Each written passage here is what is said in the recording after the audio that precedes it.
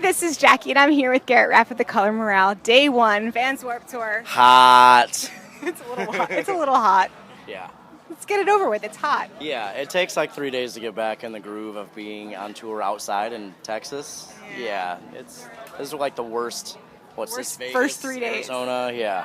So it takes a Awesome. few days to get back in the groove. Yeah, who cares about the heat? Walls just dropped yesterday. Yeah. Tell me about that. That was sneaky. Yeah, we played it today too, and the response was crazy. Like it's been out for 24 hours, not even 24 hours. So yeah, it's a new song off a new record we're putting out August 19th on Fearless. Really excited. It's a very different record. I'm excited. I haven't really told anybody that I don't scream on the record. I think I scream one line. It's all singing from me. So that's pretty much a big transition. yeah, kind of have. How come?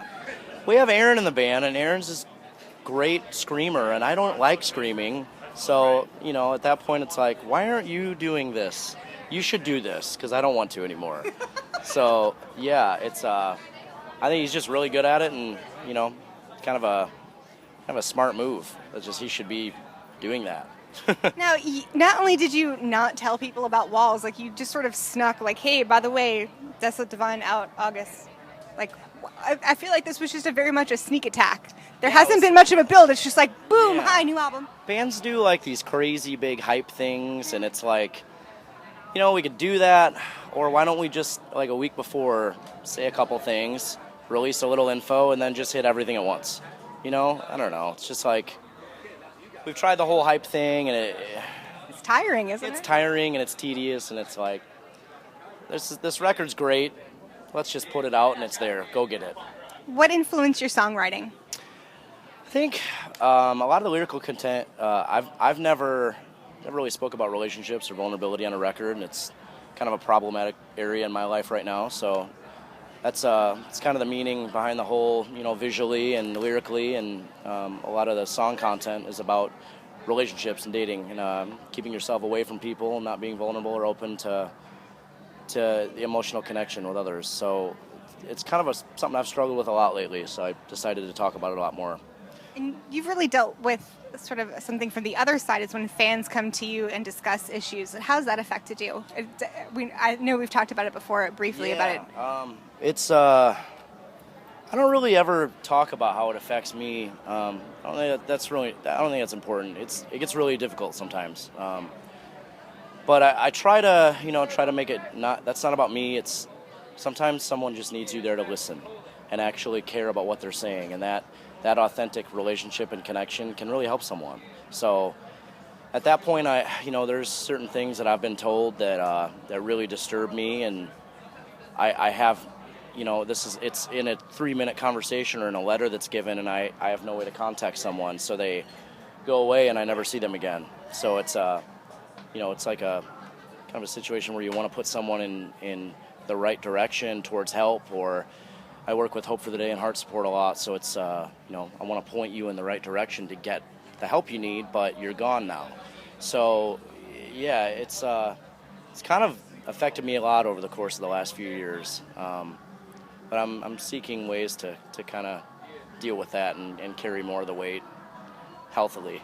That's the important part is being able to still help people, but do so in a helpful way, a healthy way. You mentioned your work with Heart Support and Hope for the Day. Can you tell me a little bit more about that? Yeah, I do. They're both non-for-profits that are on the tour actually as well. I've given my stories for on both platforms, and I really like both organizations. I know everyone involved at both camps, and they're there in the front line working. They're not saying something and just putting a flyer on a table and just turning away. Like they're there working every day in the front line. That's how I met Jake actually. Seeing him as the headlining band on a tour, and going out to a Heart Support table after their set every night. They're doing an A-market headliner. Like that's the kind of musician I would like to be, an artist I would like to be. So connection was just instant. So. And they're both here at Warped, so that's definitely a great place for fans to go to. How do you go about choosing your set for Warped Tour now that you've got new music on the way? I think kind of a combination of what people want to hear live versus what we like playing live versus what connects live. it's Warped Tour, so you want to play some fast and aggressive songs, but I like singing, so I like playing songs that people can sing along, So it's I write about a lot of very organic and authentic things that people come to me with. So those aren't my songs per se; they're their songs. So that's what I would prefer to write about. And I joked this is probably like our 7th or 8th interview we've spoken since you guys got started back in the day. What does success look or feel like for you in 2016 after all that you guys have been through? I think we're trying different directions. The new record's got a very, very focused, active rock feel. Something we've never really done. We did a tour with a band called Nothing More, and it was a very big eye opener for us. Not only to what people liked, that was an entirely new fan base for us.